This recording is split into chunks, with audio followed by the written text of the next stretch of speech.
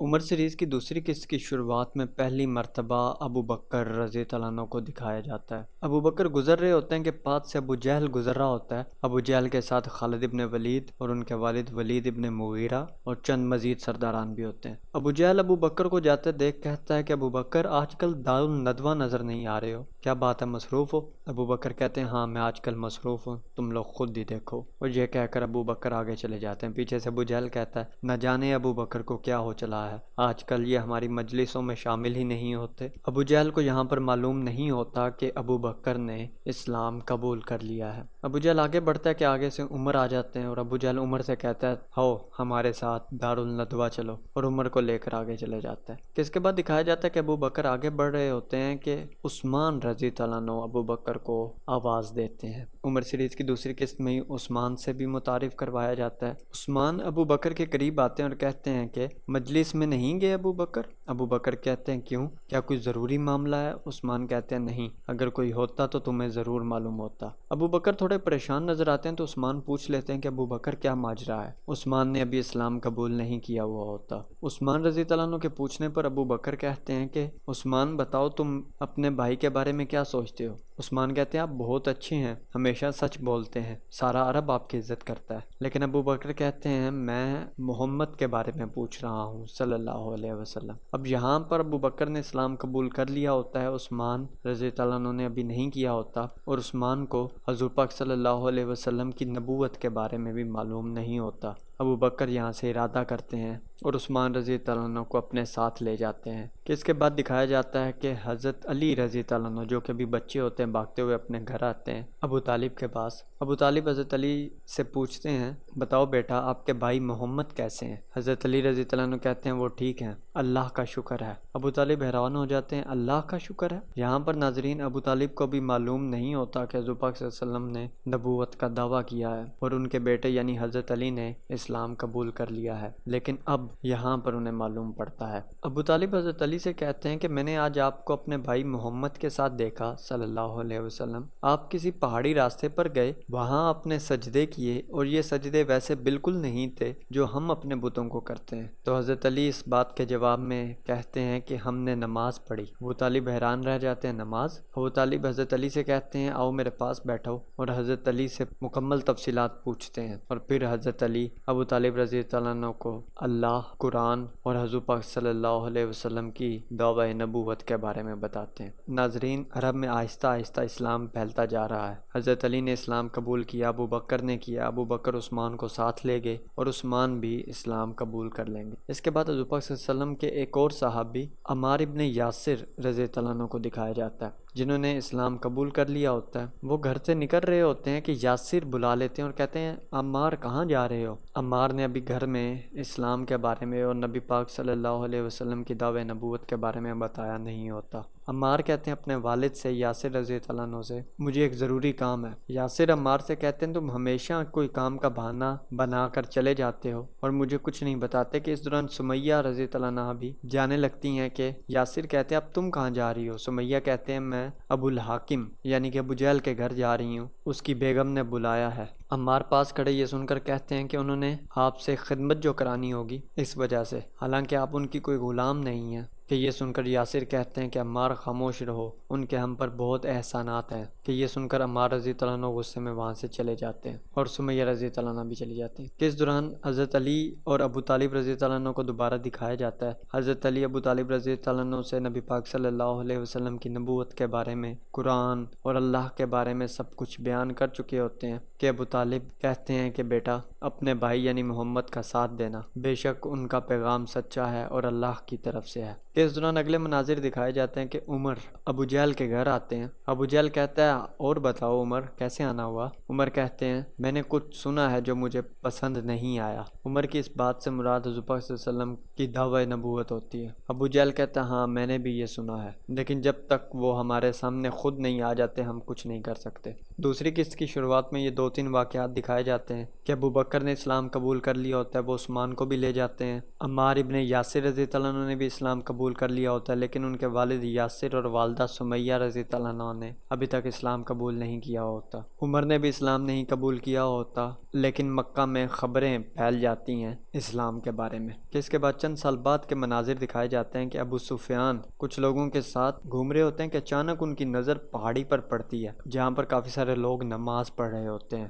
ابو سفیان لوگوں کے ساتھ بھاگتا ہے اور نمازیوں کے قریب آتا ہے اور انہیں برا بھلا کہنا شروع کر دیتا ہے اور کہتا ہے کہ تو خبر پکی تھی، تم لوگوں نے اپنا دین چھوڑ کر کوئی اور دین اپنا لیا ہے، اور دیکھو عبادت بھی کر رہے ہو، تم لوگوں نے اپنا دین چھوڑ دیا ہے۔ اس کے بعد نمازیوں اور ابو سفیان کے ساتھ آئے لوگوں کی آپس میں لڑائی شروع ہو جاتی ہے۔ اس لڑائی میں عمار ابن یاسر رضی اللہ عنہ بھی شامل ہوتے ہیں۔ عمار زخمی حالت میں گھر واپس آتے ہیں کہ سمیہ رضی اللہ عنہ آ جاتی ہیں۔ عمار بیٹھتے ہیں کہ یاسر بھی آ جاتے ہیں اور کہتے ہیں کہ کیا ہوا۔ عمار سارا ماجرا بتاتے ہیں کہ ہم نماز پڑھ رہے تھے کہ ابو سفیان اپنے لوگوں کو لے کر آ گیا اور انہوں نے ہم سے لڑائی کی۔ یاسر پریشان ہو جاتے ہیں کہ آپ نے قریش قبیلے والوں سے کیوں لڑائی کی عمار، وہ بہت طاقتور ہیں۔ عمار کہتے ہیں کہ کیا ہوا، وہ قریش ہیں اور ہم بنو مخزوم قبیلے سے ہیں، ہم ان کے غلام تو نہیں ہیں۔ اس کے بعد عمار کھڑے ہوتے ہیں، یاسر رضی اللہ عنہ کو بیٹھنے کا کہتے ہیں، اپنی والدہ سمیہ سے بھی کہتے ہیں بیٹھیں، اور اس کے بعد عمار یاسر اور سمیہ کے سامنے قرآن پاک کی تلاوت کرنا شروع کر دیتے ہیں کہ اس دوران ابو سفیان کی لڑائی کے بارے میں سب کو معلوم پڑتا ہے کہ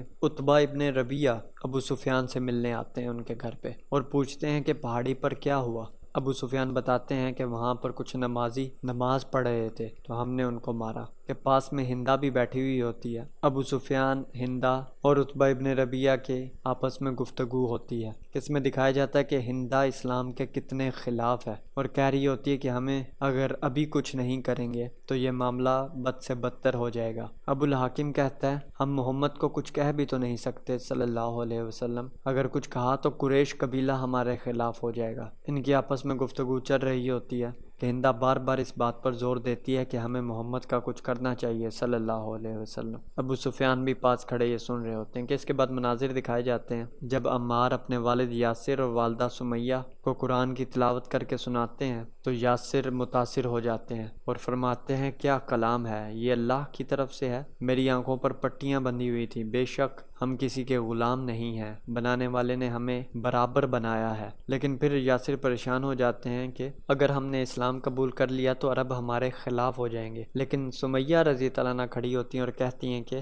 عمار سے، عمار مجھے نبی کے پاس لے چلو، یاسر اگر اسلام قبول کرنا نہیں چاہتے تو کوئی بات، میں ان کے اسلام کے بعد بھی اتنی خدمت کروں گی جتنا پہلے کرتی ہوں۔ تو اس طرح ناظرین، عمار ان کے والد یاسر اور والدہ سمیہ رضی اللہ عنہ کے اسلام قبول کرنے کے واقعات کے بارے میں دکھایا جاتا ہے۔ اس کے بعد واشی رضی اللہ عنہ سے بھی متعارف کروایا جاتا ہے جو کہ کشتی کر رہے ہوتے ہیں، اپنے مخالف کو مارتے ہیں اور اسے نیچے گرا دیتے ہیں، کہ اس دوران بلال رضی اللہ عنہ کو بھی دکھایا جاتا ہے۔ واشی جب اپنے مخالف کو زمین پر چت کر دیتے ہیں اور کشتی جیت لیتے ہیں، کہ اس دوران امیہ ابن خلف کو بھی دکھایا جاتا ہے۔ بلال رضی اللہ عنہ امیہ ابن خلف کے ہی غلام ہوتے ہیں۔ امیہ بلال رضی اللہ عنہ کو بلاتا ہے اور حکم دیتا ہے کہ جاؤ لڑائی کرو۔ بلال کہتے ہیں لیکن میں لڑنا نہیں جانتا۔ امیہ کہتا ہے تیرے جاننے یا جاننے سے کیا ہوتا ہے، میں تجھے حکم دے رہا ہوں، جا لڑ۔ اور یہ کہہ کر امیہ ابن خلف بلال کو دھکا دے دیتا ہے۔ بلال واشی سے لڑتے ہیں لیکن واشی سے لڑنے کی سکت نہیں رکھتے۔ عمر اور چند مزید سرداران بھی کھڑے یہ سب کچھ دیکھ رہے ہوتے ہیں۔ عمر سر جھکا لیتے ہیں کیونکہ ان کو پتہ ہوتا ہے بلال واشی کے مقابلے کا نہیں ہے اور یہ برابر کی لڑائی نہیں ہے۔ واشی بلال کو گراتا ہے اور نیزہ مارنے لگتا ہے کہ نیزہ کہیں اور پھینک دیتا ہے اور بلال کو اٹھاتا ہے۔ بلال امیہ کے پاس آتے ہیں کہ امیہ بلال رضی اللہ عنہ کو لڑائی ہارنے پر برا بھلا کہتا ہے اور کہتا ہے بھاگ جا یہاں سے۔ کہ اس کے بعد مناظر دکھائے جاتے ہیں ناظرین کہ ابو طالب رضی اللہ عنہ کھڑے ہوتے ہیں جن کے ساتھ پہلی دفعہ حمزہ رضی اللہ عنہ کو بھی دکھایا جاتا ہے۔ ابو طالب لوگوں سے نبی پاک صلی اللہ علیہ وسلم کی نبوت کے بارے میں ذکر کرتے ہیں اور کہتے ہیں کہ کیا قریش کے لوگوں آپ ہمارا ساتھ دیں گے؟ کہ انہی لوگوں میں ابو لہب بھی کھڑا ہوا ہوتا ہے اور ابو لہب ابو طالب رضی اللہ عنہ کو اور نبی پاک صلی اللہ علیہ وسلم کو برا بھلا کہنا شروع ہو جاتا ہے اور کہتا ہے کہ ہم محمد کا ساتھ کبھی نہیں دیں گے صلی اللہ علیہ وسلم۔ یہ کہہ کر خاموش ہوتا ہے کہ ابو طالب فرماتے ہیں کہ قریش کے لوگوں فیصلہ آپ کا ہے، آپ ساتھ دو گے کہ نہیں؟ کہ حمزہ رضی اللہ عنہ فرماتے ہیں ابو طالب آپ ہم میں سے سب سے بڑے ہیں، آپ جیسا کہیں گے ویسا ہی ہوگا۔ اور قریش کے لوگ بھی کہنے لگ پڑتے ہیں ہم آپ کے ساتھ ہیں، ہم آپ کے ساتھ ہیں۔ یہ سن کر ابو لہب غصے میں آ جاتا ہے، کچھ سوچتا ہے اور وہاں سے چلا جاتا ہے۔ کہ اس کے بعد عمر رضی اللہ عنہ کو دکھایا جاتا ہے جو کہ اپنے بڑے بھائی زید رضی اللہ عنہ سے بھی اسی متعلق یعنی کہ نبی پاک صلی اللہ علیہ وسلم کی نبوت کے متعلق بات کر رہے ہوتے ہیں اور کہہ رہے ہوتے ہیں کہ اگر یہ سب کچھ سچ ہے تو عرب کے لوگ آپس میں ایک دوسرے سے لڑنا شروع ہو جائیں گے، اس سے تباہی پھیلے گی اور اس سے عربوں کو اتنا نقصان ہوگا اور عربوں کی عزت بھی خراب ہو جائے گی، لوگ یہاں آنا چھوڑ دیں گے اور عربوں کی عزت کرنا بھی چھوڑ دیں گے۔ عمر کو بھی معلوم نہیں ہوتا کہ زید رضی اللہ عنہ نے اسلام قبول کر لیا ہوتا ہے۔ عمر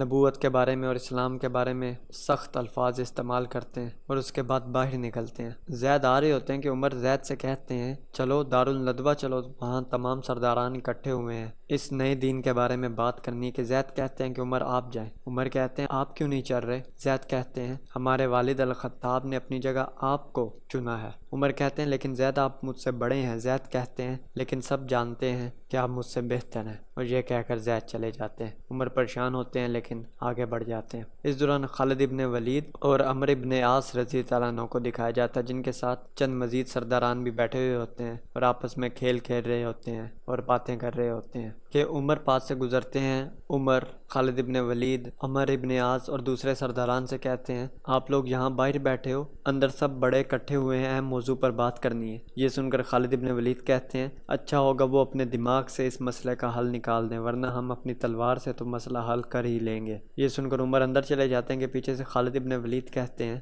عمر بھی اب بڑوں کی مجلسوں میں بیٹھنا شروع ہو گئے ہیں، حالانکہ مجھ سے چھوٹے ہیں۔ اس کے بعد ناظرین دارالندوہ میں دکھایا جاتا ہے تمام عرب کے بڑے بڑے سرداران، ابو لہب، عتبہ ابن ربیعہ، ابو جہل، خالد ابن ولید کے والد ولید ابن مغیرہ بیٹھے ہوئے ہوتے ہیں، ابو سفیان بھی موجود ہوتے ہیں اور اسلام کے اور نبی پاک صلی اللہ علیہ وسلم کے بارے میں بات چیت ہو رہی ہوتی ہے۔ عمر بھی آ کر بیٹھ جاتے ہیں اور باتیں سننا شروع ہو جاتے ہیں۔ ابو جہل کہہ رہا ہوتا ہے کہ لوگ تیزی سے اسلام قبول کرتے جا رہے ہیں، ابو بکر نے اسلام قبول کر لیا ہے، عثمان نے کر لیا ہے، ابو عبیدہ، عبد الرحمن ابن عوف، اگر ہم نے جلد کچھ نہ کیا تو یہ مسئلہ بہت بڑا ہو جائے گا، ہم اپنے بزرگوں کا دین نہیں چھوڑیں گے۔